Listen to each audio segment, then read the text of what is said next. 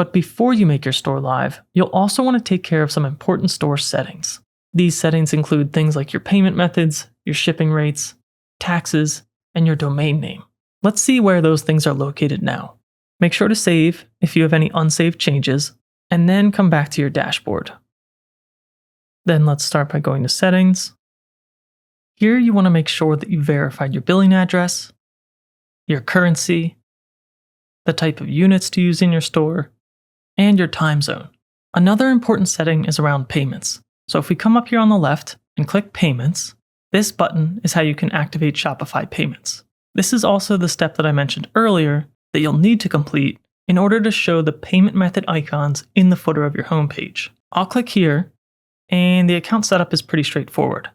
You'll need to check your email inbox and make sure to verify your account.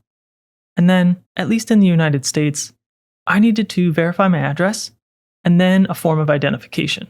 If we go back to Payments, you'll also see a few options here. Some of them control how gift cards work and how Apple Wallet works.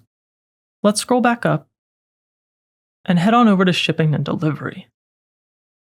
And it's going to be important to pay attention to these general shipping rates and make changes based on your shipping regions, your quantities, and weights.